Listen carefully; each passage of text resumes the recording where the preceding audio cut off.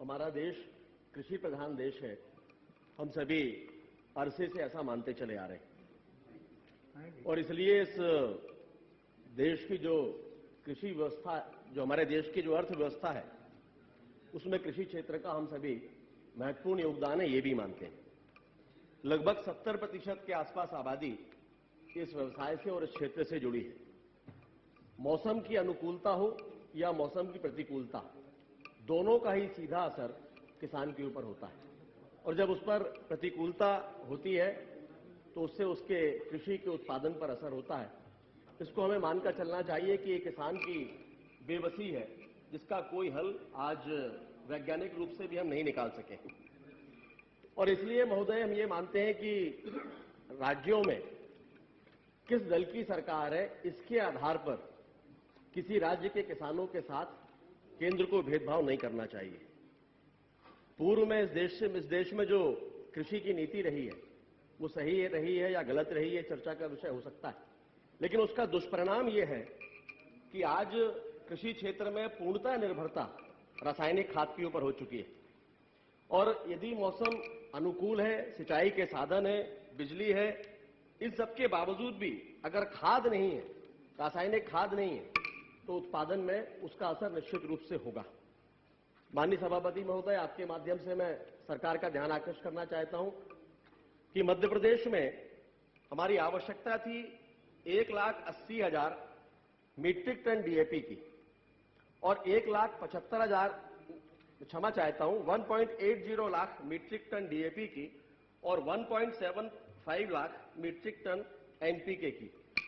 इसकी मांग भी केंद्र में आई। माननीय मुख्यमंत्री जी स्वयं दिल्ली आए थे, मंत्री जी से मिले, पत्र उन्होंने माननीय प्रधानमंत्री जी को भेजा, लेकिन दुर्भाग्य से जो हमें आवंटन हुआ वो हुआ डीएपी में मात्र 1.45 लाख मीट्रिक टन का और एनपीके में 1.12 लाख मीट्रिक टन का। यह बहुत दुर्भाग्यपूर्ण स्थिति है माननीय सभापति महोदय कि एक और किसान खाद की कमी का सामना कर रहा है। रासायनिक खाद की कीमतें केंद्र सरकार ने बढ़ा दी, एक और जहां उसको खाद नहीं मिल रही है, वहां खाद की कालाबाजारी बढ़ रही। महंगी कीमत देने के बावजूद भी किसान को खाद उपलब्ध नहीं हो रही। मैं पिछले दिनों अपने ग्रामीण क्षेत्रों में, संसदीय क्षेत्र में था, मैंने जो स्थिति देखी है, किसान खून के आंसू रो रहा है और ये बहुत ही दुर्भाग्यपूर्ण स्थिति है। यदि हम चाहते हैं कि जिस तरह से हमारी आबादी आज बढ़ रही है, भविष्य की चुनौतियों का सामना अगर हमको करना है, कृषि के क्षेत्र में उत्पादन यदि हमको बढ़ाना है, तो खेती फायदे का धंधा बने, इसका प्रयास हमें करना होगा। मध्य प्रदेश की सरकार और हमारे माननीय मुख्यमंत्री जी इस दिशा में प्रयास कर रहे हैं। उन्होंने 1% की ब्याज दर पर किसानों को ऋण देने का फैसला करके इस दिशा में कदम भी आगे बढ़ाया है, लेकिन मात्र इतना पर्याप्त नहीं है। मैं ऐसा मानता हूं कि इसमें अगर केंद्र सरकार भी अपने हिस्से की सहभागिता देगी तो निश्चय ही खेती लाभ का सौदा बनेगी। अभी आज ही मुझे जानकारी मिली कि माननीय नेता प्रतिपक्ष जी ने, जब उनको इस बात की जानकारी मिली, डॉक्टर राजन तो सुशांत, बस मैं समाप्त कर रहा हूं, उन्होंने इसमें हस्तक्षेप किया और केंद्र सरकार के माननीय मंत्रीगणों से इस बारे में चर्चा की। उनको यह आश्वासन मिला है कि जल्दी ही खाद की उपलब्धता सुनिश्चित कर दी जाएगी। मेरा आपके माध्यम से केंद्र सरकार से यही आग्रह है कि कृपया अगर जो आश्वासन उन्होंने दिया है, खाद की आपूर्ति सुनिश्चित करने का सभापति जी, मध्य प्रदेश के अंदर खाद मिल नहीं रही है।